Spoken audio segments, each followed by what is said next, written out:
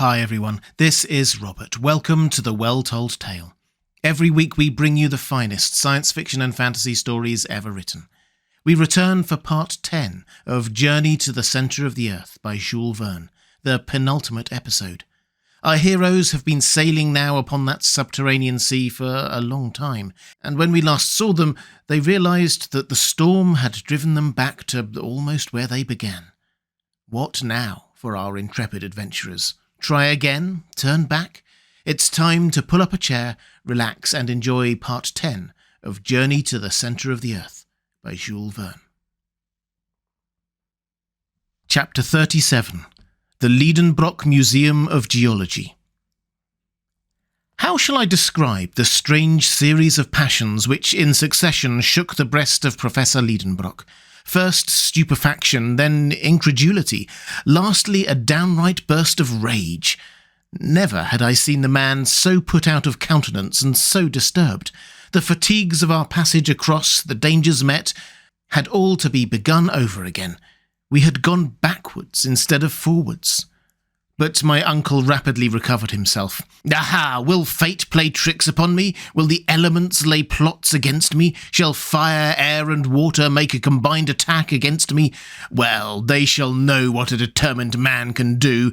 I will not yield. I will not stir a single foot backwards, and it will be seen whether man or nature is to have the upper hand. Erect upon the rock, angry and threatening, Otto Liedenbrock was a rather grotesque, fierce parody upon the fierce Achilles defying the lightning. But I thought it my duty to interpose and attempt to lay some restraint upon this unmeasured fanaticism. "Just listen to me," I said firmly. "Ambition must have a limit somewhere. We cannot perform impossibilities. We are not all fit for another sea voyage. Who would dream of undertaking a voyage of 500 leagues upon a heat of rotten planks with a blanket in rags for a sail, a stick for a mast, and fierce winds in our teeth? We cannot steer. We shall be buffeted by the tempests, and we should be fools and madmen to attempt to cross a second time." I was able to develop this series of unanswerable reasons for 10 minutes without interruption. Not that the professor was paying any respectful attention to his nephew's arguments, but because he was deaf to all my eloquence. "To the raft!" he shouted. Such was his only reply. It was no use for me to entreat, supplicate, get angry, or do anything else in the way of opposition. It would only have been opposing a will harder than the granite rock. Hans was finishing the repairs of the raft. One would have thought that this strange being was guessing at my uncle's intentions. With a few more pieces of surturbrand, he had refitted our vessel. A sail already hung from the new mast, and the wind was playing in its waving folds. The professor said a few words to the guide, and immediately he put everything on board and arranged every necessary for our departure. The air was clear, and the northwest wind blew steadily. What could I do? Could I stand against the two? It was impossible. If Hans had but taken my side. But no, it was not to be. The Icelander seemed to have renounced all will of his own and made a vow to forget and deny himself. I could get nothing out of a servant so feudalized, as it were, to his master. My only course was to proceed. I was therefore going with as much resignation as I could find to resume my accustomed place on the raft, when my uncle laid his hand upon my shoulder. "We shall not sail until tomorrow," he said. I made a movement intended to express resignation. "I must neglect nothing," he said, "and since my fate has driven me on this part of the coast, I will not leave it until I have examined it." To understand what followed, it must be borne in mind that, through circumstances hereafter to be explained, we were not really where the professor supposed we were. In fact, we were not upon the north shore of the sea. "Now let us start upon fresh discoveries," I said. And leaving Hans to his work, we started off together. The space between the water and the foot of the cliffs was considerable. It took half an hour to bring us to the wall of rock. We trampled under our feet numberless shells of all the forms and sizes which existed in the earliest ages of the world. I also saw immense carapaces more than 15 feet in diameter. They had been the coverings of those gigantic glyptodons or armadillos of the Pliocene period, of which the modern tortoise is but a miniature representative. The soil was besides this scattered with stony fragments, boulders rounded by water action, and ridged up in successive lines. I was therefore led to the conclusion that at one time the sea must have covered the ground on which we were treading. On the loose and scattered rocks, now out of reach of the highest tides, the waves had left manifest traces of their power to wear their way through the hardest stone. This might, up to a certain point, explain the existence of an ocean 40 leagues beneath the surface of the globe. But, in my opinion, this liquid mass would be lost by degrees further and further within the interior of the earth, and it certainly had its origin in the waters of the ocean overhead, which had made their way hither through some fissure. Yet it must be believed that that fissure is now closed, and that all this cavern or immense reservoir was filled in a very short time. Perhaps even this water, subjected to the fierce action of central heat, had partly been resolved into vapour. This would explain the existence of those clouds suspended above our heads, and the development of that electricity which raised such tempests within the bowels of the earth. The theory of the phenomena we had witnessed seemed satisfactory to me, for however great and stupendous the phenomena of nature, fixed physical laws will or may always explain them. We were therefore walking upon sedimentary soil, the deposits of the water of former ages. The professor was carefully examining every little fissure in the rocks. Wherever he saw a hole, he always wanted to know the depth of it. To him, this was important. We had traversed the shores of the Liedenbrock Sea for a mile when we observed a sudden change in the appearance of the soil. It seemed upset, contorted, and convulsed by a violent upheaval of the lower strata. In many places, depressions or elevations gave witness to some tremendous power affecting the dislocation of strata. We moved with difficulty across these granite fissures and chasms mingled with silex, crystals of quartz, and alluvial deposits, when a field, nay, more than a field, a vast plain of bleached bones lay spread before us. It seemed like an immense cemetery, where the remains of 20 ages mingled their dust together. Huge mounds of bony fragments rose stage after stage in the distance. They undulated away to the limits of the horizon and melted in the distance in a faint haze. There, within 3 square miles, were accumulated the materials for a complete history of the animal life of ages, a history scarcely outlined in the too recent strata of the inhabited world. But an impatient curiosity impelled our steps, crackling and rattling. Our feet were trampling on the remains of prehistoric animals and interesting fossils, the possession of which is a matter of rivalry and contention between museums of great cities. 1,000 Cuviers could never have reconstructed the organic remains deposited in this magnificent and unparalleled collection. I stood amazed. My uncle had uplifted his long arms to the vault which was our sky, his mouth gaping wide, his eyes flashing behind his shining spectacles, his head balancing with an up-and-down motion. His whole attitude denoted unlimited astonishment. Here he stood, facing an immense collection of scattered Leptotheria, Mericotheria, Lophiodia, Anopletheria, Megatheria, mastodons, pterodactyls, and all sorts of extinct monsters here assembled for his special satisfaction. Fancy an enthusiastic bibliomaniac suddenly brought into the midst of the famous Alexandrian library, burnt by Omar and restored by a miracle from its ashes. Just such a crazed enthusiast was my uncle, Professor Liedenbrock. But more was to come, when, with a rush through clouds of bone dust, he laid his hand upon a bare skull, and cried, with a voice trembling with excitement, "Axel! Axel! A human head!" "A human skull?" I cried, no less astonished. "Yes, nephew. Aha! Mr. Milne Edwards, Monsieur de Quatrefages, how I wish you were standing here at the side of Otto Liedenbrock." Chapter 38. The Professor in his chair again. To understand this apostrophe of my uncle's, made to absent French savants, it will be necessary to allude to an event of high importance in a paleontological point of view, which had occurred a little while before our departure. On the 28th of March, 1863, some excavators working under the direction of Monsieur Boucher de Perth in the stone quarries of Moulin-Quinant near Abbeville in the department of Somme found a human jawbone 14 feet beneath the surface. It was the first fossil of this nature that had ever been brought to light. Not far distant were found stone hatchets and flint arrowheads, stained and encased by lapse of time with a uniform coat of rust. The noise of this discovery was very great, not in France alone, but in England and in Germany. Several savants of the French Institute, and amongst them Messieurs Milne Edwards and de Quatrefages, saw at once the importance of this discovery, proved to demonstration the genuineness of the bone in question, and became the most ardent defendants in what the English called this trial of a jawbone. To the geologists of the United Kingdom, who believed in the certainty of the fact, Messrs. Falconer, Busk, Carpenter and others, scientific Germans were soon joined, and amongst them the forwardest, the most fiery and the most enthusiastic was my uncle Liedenbrock. Therefore, the genuineness of a fossil human relic of the Quaternary period seemed to be incontestably proved and admitted.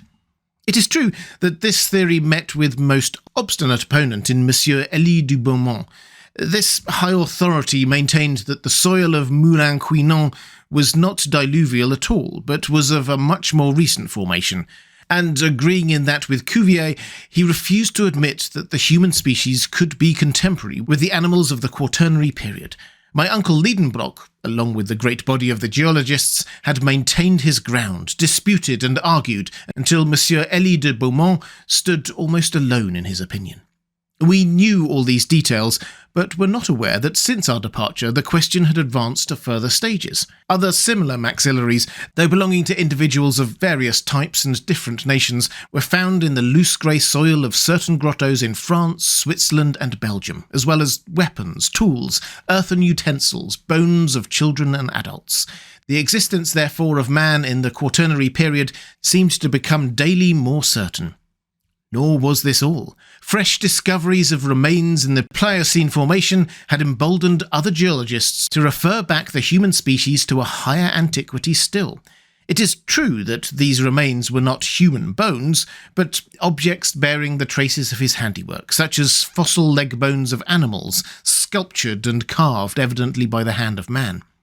Thus, at one bound, the record of the existence of man receded far back into the history of the ages past. He was a predecessor of the mastodon. He was a contemporary of the southern elephant. He lived 100,000 years ago, when, according to geologists, the Pliocene formation was in progress.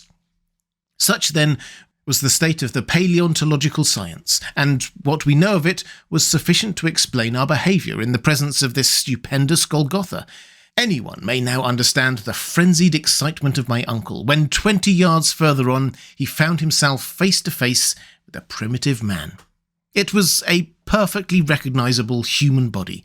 Had some particular soil, like that of the cemetery Saint-Michel at Bordeaux, preserved it thus for so many ages? It might be so, but this dried corpse, with its parchment-like skin drawn tightly over the bony frame, the limbs still preserving their shape, sound teeth, abundant hair, and finger and toenails of frightful length, this desiccated mummy startled us by appearing just as it had lived countless ages ago.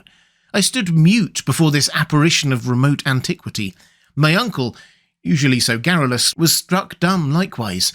We raised the body. We stood it up against a rock. It seemed to stare at us out of its empty orbits. We sounded with our knuckles his hollow frame. After some moments' silence, the professor was himself again. Otto Liedenbrock, yielding to his nature, forgot all the circumstances of our eventful journey, forgot where we were standing, forgot the vaulted cavern which contained us. No doubt he was in mind back again at his Johanneum, holding forth to his pupils, for he assumed his learned air, and addressing himself to an imaginary audience, he proceeded thus. Gentlemen, I have the honour to introduce to you a man of the Quaternary or post-tertiary system. Eminent geologists have denied his existence. Others, no less eminent, have affirmed it. The St. Thomases of paleontology, if they were here, might now touch him with their fingers and would be obliged to acknowledge their error. I am quite aware that science has to be on its guard with discoveries of this kind. I know what capital enterprising individuals like Barnum have made out of fossil men. I have heard the tale of the knee-pan of Ajax, the pretended body of Orestes, claimed to have been found by the Spartans, and of the body of Asterius, 10 cubits long, of which Pausanias speaks. I have read the reports of the skeleton of Trapani, found in the 14th century, and which was at the time identified as that of Polyphemus, and the history of the giant, unearthed in the 16th century near Palermo. You know as well as I do, gentlemen, the analysis made at Lucerne in 1577 of those huge bones which the celebrated Dr. Felix Plater affirmed to be those of a giant 19 feet high. I have gone through the treatise of Cassanian and all those memoirs, pamphlets, answers and rejoinders published respecting the skeleton of Teutobochus, the invader of Gaul, dug out of a sandpit in the Dauphiné in 1613. In the 18th century, I would have stood up for Scheuer's Pre-Adamite Man against Peter Campet. I have perused a writing entitled Here my uncle's unfortunate infirmity met him, that of being unable in public to pronounce hard words. The pamphlet entitled He could get no further. Gigantio... It was not to be done. The unlucky word would not come out. At the Johanneum there would have been a laugh. Gigantosteleology. At last the professor burst out, between two words which I shall not record here. Then, rushing on with renewed vigour and with great animation, "Yes, gentlemen, I know all these things and more. I know that Cuvier and Blumenbach have recognised in these bones nothing more remarkable than the bones of the mammoth and other mammals of the post-tertiary period. But, in the presence of this specimen, to doubt would be to insult science. There stands the body. You may see it, touch it. It is not a mere skeleton. It is an entire body, preserved for purely anthropological end and purpose." I was good enough not to contradict this startling assertion. "If I could only wash it in a solution of sulphuric acid," pursued my uncle, "I should be able to clear it from all the earthly particles and the shells which are encrusted about it. But I do not possess that valuable solvent. Yet, such as it is, the body shall tell us its own wonderful story." Here the professor laid hold of the fossil skeleton and handled it with the skill of a dexterous showman. "You see," he said, "that it is not 6 feet long, and that we are still separated by a long interval from the pretended race of giants. As for the family to which it belongs, it is evidently Caucasian. It is the white race, our own. The skull of this fossil is a regular oval, or rather ovoid. It exhibits no prominent cheekbones, no projecting jaws. It presents no appearance of that prognathism which diminishes the facial angle. Measure that angle. It is nearly 90 degrees. But I will go further in my deductions, and I will affirm that this specimen of the human family is of the Japhetic race, which has since spread from the Indies to the Atlantic. Don't smile, gentlemen." Nobody was smiling, but the learned professor was frequently disturbed by the broad smiles provoked by his learned eccentricities. "Yes," he pursued with animation, "this is a fossil man, the contemporary of the mastodons, whose remains fill this amphitheatre. But if you ask me how he came there, how these strata on which he lay slipped down into this enormous hollow in the globe, I confess I cannot answer that question. No doubt in the post-tertiary period considerable commotions were still disturbing the crust of the earth.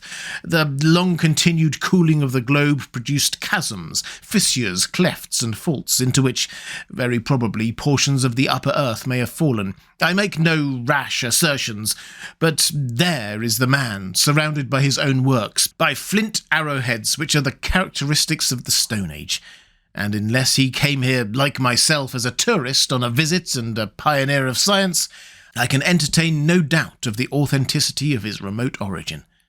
The professor ceased to speak, and the audience broke out into a loud and unanimous applause. For of course my uncle was right, and wiser men than his nephew would have had some trouble to refute his statements. Another remarkable thing. This fossil body was not the only one in this immense catacomb. We came upon other bodies at every step amongst this mortal dust, and my uncle might select the most curious of these specimens to demolish the incredulity of sceptics. In fact, it was a wonderful spectacle, that of these generations of men and animals commingled in a common cemetery. Then one very serious question arose presently, which we scarcely dared to suggest. Had all these creatures slided through a great fissure in the crust of the earth, down to the shores of the Liedenbrock Sea, where they were dead and turning to dust, or had they lived and grown and died here in this subterranean world under a false sky, just like the inhabitants of the upper earth? Until the present time, we had seen alive only marine monsters and fishes. Might not some living man, some native of the abyss, be yet a wanderer below on this desert strand? Chapter 39. Forest Scenery Illuminated by Electricity. For another half-hour we trod upon a pavement of bones. We pushed on, impelled by our burning curiosity. What other marvels did this cavern contain? What new treasures lay here for science to unfold? I was prepared for any surprise. My imagination was ready for any astonishment, however astounding. We had long lost sight of the seashore behind the hill of bones. The rash professor, careless of losing his way, hurried me forward. We advanced in silence, bathed in luminous electric fluid. By some phenomenon, which I am unable to explain, it lighted up all sides of every object equally. Such was its diffusiveness, there being no central point from which the light emanated, that shadows no longer existed. You might have thought yourself under the rays of a vertical sun in a tropical region at noonday and the height of summer. No vapour was visible. The rocks, the distant mountains, a few isolated clumps of forest trees in the distance, presented a weird and wonderful aspect under these totally new conditions of a universal diffusion of light. We were like Hoffmann's shadowless man. After walking a mile, we reached the outskirts of a vast forest, but not one of those forests of fungi which bordered Port Gräuben. Here was the vegetation of the tertiary period in its fullest blaze of magnificence. Tall palms belonging to species no longer living, splendid palmacites, firs, yews, cypress trees, thujas, representatives of the conifers, were linked together by a tangled network of long climbing plants. A soft carpet of moss luxuriously clothed the soil. A few sparkling streams ran almost in silence under what would have been the shade of the trees, but that there was no shadow. On their bank grew tree ferns similar to those we grow in hothouses, but a remarkable feature was the total absence of colour in all those trees, shrubs and plants, growing without the life-giving heat and light of the sun. Everything seemed mixed up and confounded in one uniform silver-grey or light brown tint like that of fading and faded leaves. Not a green leaf anywhere, and the flowers, which were abundant enough in the tertiary period which first gave birth to flowers, looked like brown paper flowers, without colour or scent. My uncle Liedenbrock ventured to penetrate under this colossal grove. I followed him, not without fear. Since nature here had provided vegetable nourishment, why should not the terrible mammals be there too? I perceived in the broad clearings left by fallen trees, decayed with age, leguminous plants dear to ruminant animals at every period. Then I observed, mingled together in confusion, trees of countries far apart on the surface of the globe. The oak and the palm were growing side by side. The Australian eucalyptus leaned against the Norwegian pine. The birch tree of the north mingled its foliage with New Zealand kauris. It was enough to distract the most ingenious classifier of terrestrial botany. Suddenly, I halted. I drew back to my uncle. The diffused light revealed the smallest object in the dense and distant thickets. I had thought I saw... No, I did see, with my own eyes, vast colossal forms moving amongst the trees. They were gigantic animals. It was a herd of mastodons, not fossil remains, but living, and resembling those the bones of which were found in the marshes of Ohio in 1801. I saw those huge elephants, whose long, flexible trunks were grouting and turning up the soil under the trees like a legion of serpents. I could hear the crushing noise of their long ivory tusks boring into the old decaying trunks. The boughs cracked and the leaves torn away by cartloads went down the cavernous throats of the vast brutes. So, the dream in which I had a vision of the prehistoric world, of the tertiary and post-tertiary periods, was now realised. And there, We were alone, in the bowels of the earth, at the mercy of its wild inhabitants. My uncle was gazing with intense and eager interest. "Come on," he said, seizing my arm. "Forward, forward!" "No, I will not," I cried. "We have no firearms. What could we do in the midst of a herd of those 4-footed giants? Come away, uncle, come. No human being may with safety dare the anger of these monstrous beasts." "No human creature," replied my uncle in a lower voice. "You are wrong, Axel. Look down there. I fancy I see a living creature similar to ourselves. It is a man." I looked, shaking my head incredulously, but though at first I was unbelieving, I had to yield to the evidence of my senses. In fact, at a distance of 1/4 of a mile, leaning against the trunk of a gigantic kauri, stood a human being, the Proteus of those subterranean regions, a new son of Neptune, watching this countless herd of mastodons. Yes, truly, huger still himself. It was no longer a fossil being like him whose dried remains we had easily lifted up in the field of bones. It was a giant, able to control these monsters. In stature he was at least 12 feet high. His head, huge and unshapely as a buffalo's, was half hidden in the thick and tangled growth of his unkempt hair. It most resembled the mane of the primitive elephant. In his hand he wielded with ease an enormous bow, a staff worthy of this shepherd of the geologic period. We stood petrified and speechless with amazement, but he might see us. We must fly. "Come, do come," I said to my uncle, who for once allowed himself to be persuaded. In another 1/4 of an hour, our nimble heels had carried us beyond the reach of this horrible monster. And yet, now that I can reflect quietly, now that my spirit has grown calm again, now that months have slipped by since this strange and supernatural meeting, what am I to think? What am I to believe? I must conclude that it was impossible that our senses had been deceived, that our eyes did not see what we supposed they saw. No human being lives in this subterranean world. No generation of men dwells in those inferior caves of the globe, unknown to and unconnected with the inhabitants of its surface. It is absurd to believe it. I had rather admit that it may have been some animal whose structure resembled the human, some ape or baboon of the early geological ages, some Proto-Pitheca or some Mesopitheca, some early or middle ape like that discovered by Mr. Lartet in the bone cave of Sansau, but this creature surpassed in stature all the measurements known in modern paleontology. But that a man, a living man, and therefore whole generations doubtless besides, should be buried there in the bowels of the earth is impossible. However, we had left behind us the luminous forest, dumb with astonishment, overwhelmed and struck down with a terror which amounted to stupefaction. We kept running on for fear the horrible monster might be on our track. It was a flight, a fall, like that fearful pulling and dragging which is peculiar to nightmare. Instinctively we got back to the Liedenbrock Sea, and I cannot say into what vagaries my mind would not have carried me, but for a circumstance which brought me back to practical matters. Although I was certain that we were now treading upon a soil not hitherto touched by our feet, I often perceived groups of rocks which reminded me of those about Port Gräuben. Besides, this seemed to confirm the indications of the needle, and to show that we had against our will returned to the north of the Liedenbrock Sea. Occasionally we felt quite convinced. Brooks and waterfalls were tumbling everywhere from the projections in the rocks. I thought I recognised the bed of Surterbrand, our faithful Hansbach, and the grotto in which I had recovered life and consciousness. Then, a few paces further on, the arrangement of the cliffs, the appearance of an unrecognised stream, or the strange outline of a rock, came back to throw me again into doubt. I communicated my doubts to my uncle. Like myself, he hesitated. He could recognise nothing again amidst this monotonous scene.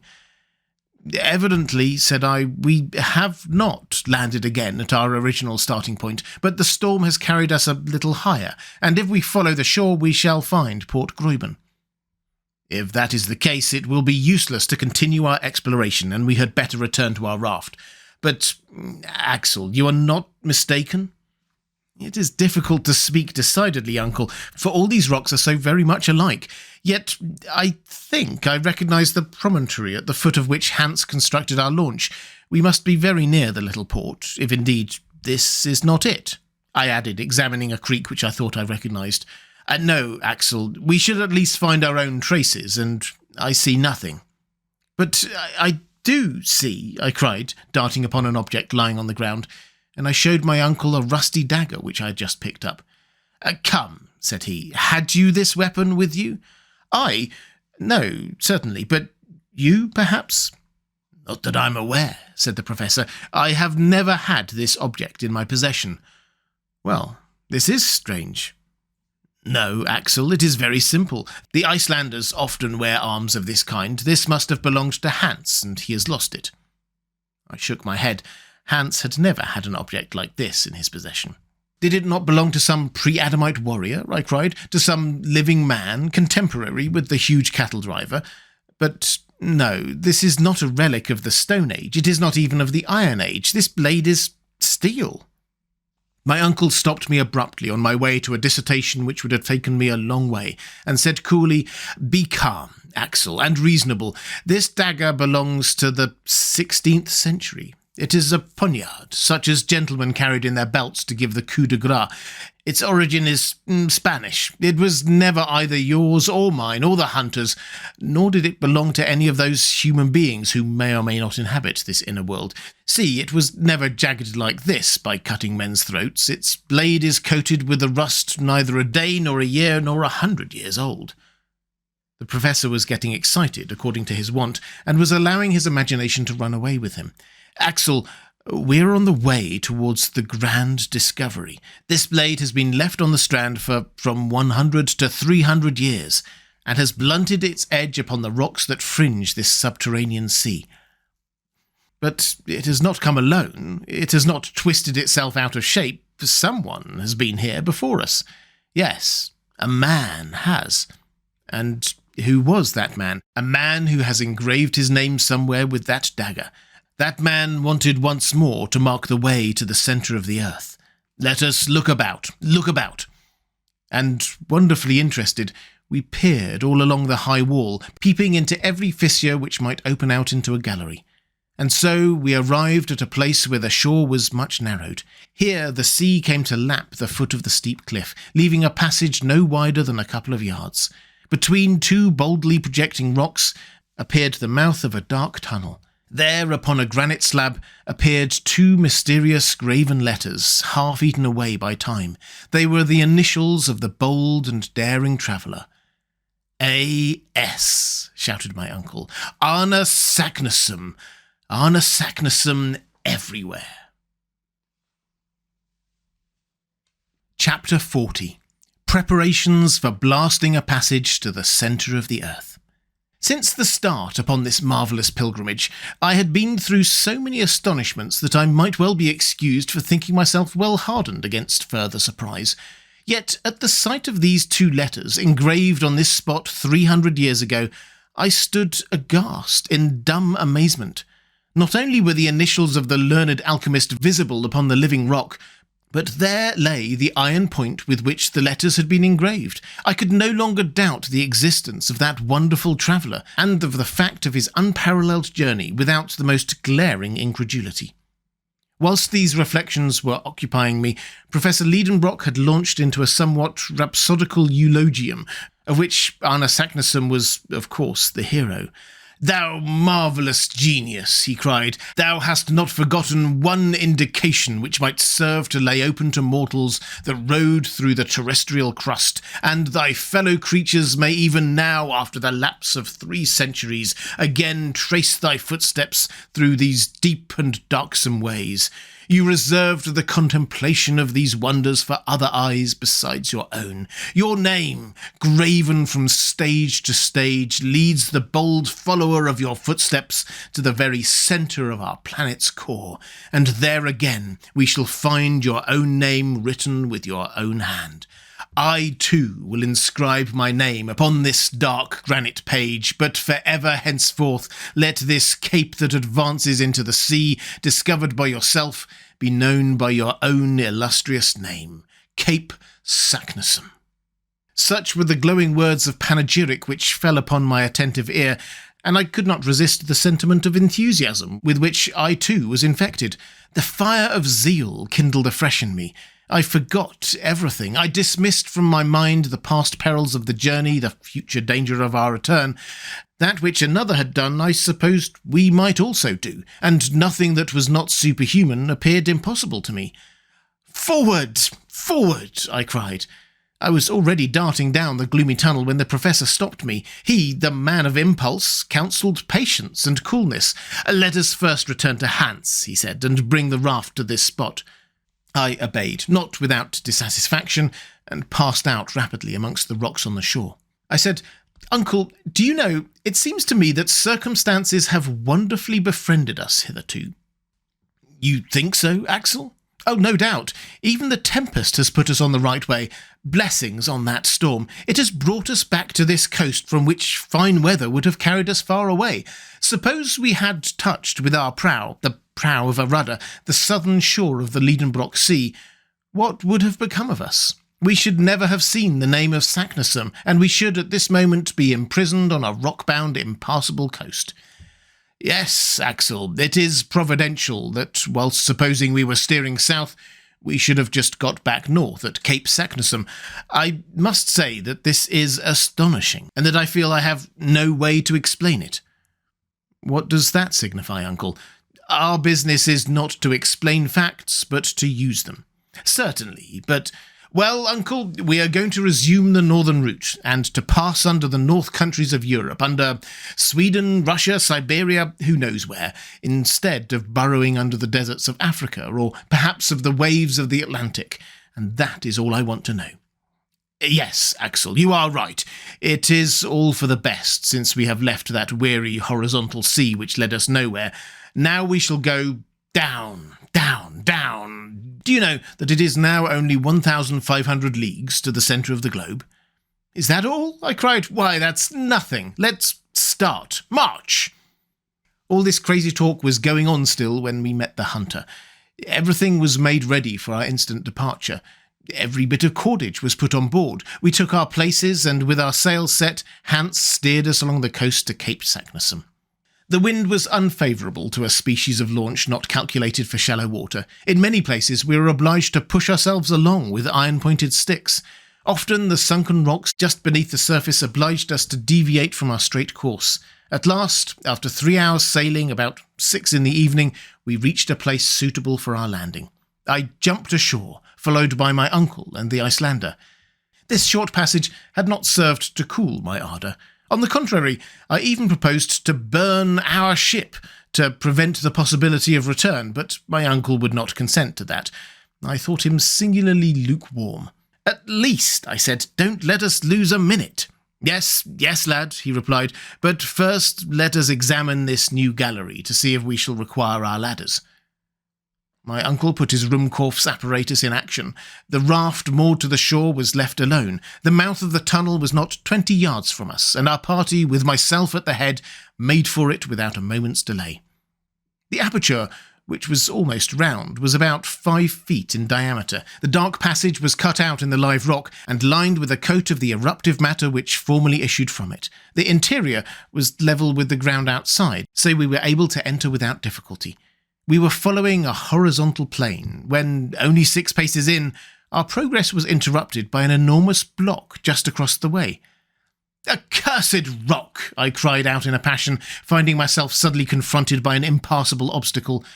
Right and left we searched in vain for a way, up and down, side to side, and there was no getting any further. I felt fearfully disappointed, and I would not admit that the obstacle was final. I stopped. I looked underneath the block.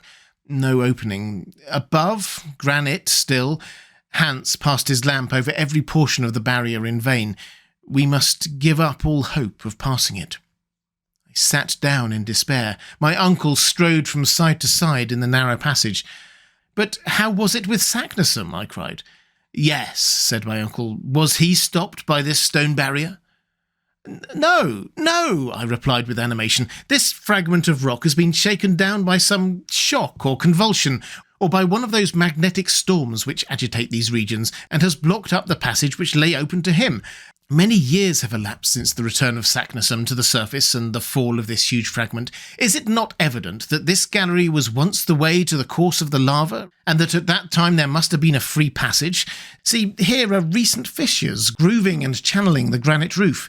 The roof itself is formed of fragments of rock carried down, of enormous stones as if by some giant's hand.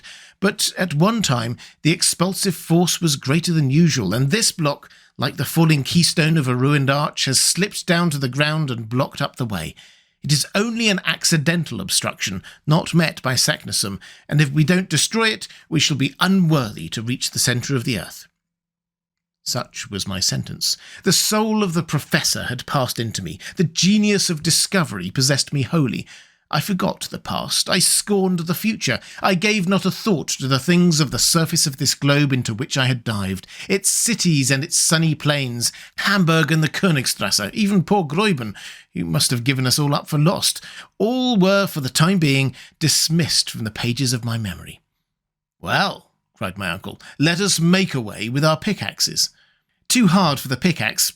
Well, then, the spade." "That would take us too long." "What, then?" "Why, gunpowder, to be sure. Let us mine the obstacle and blow it up." "Ah, yes, it is only a bit of rock to blast." "Hands, to work," cried my uncle. The Icelander returned to the raft and soon came back with an iron bar, which he made use of to bore a hole for the charge. This was no easy work. A hole was to be made large enough to hold 50 pounds of gun cotton, whose expansive force is 4 times that of gunpowder. I was terribly excited. Whilst Hans was at work, I was actively helping my uncle to prepare a slow match of wetted powder encased in linen. "This will do it," I said. "It will," replied my uncle. By midnight, our mining preparations were over. The charge was rammed into the hole, and the slow match, uncoiled along the gallery, showed its end outside the opening. A spark would now develop the whole of our preparations into activity. "Tomorrow," said the professor. I had to be resigned and to wait 6 long hours.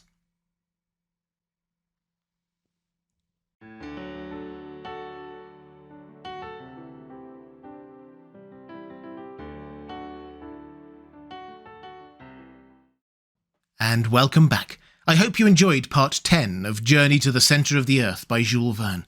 If you'd like to support The Well Told Tale as we make these classics available for free to everyone, thank you. The best way to do that is through my Patreon page. There's a link in the description.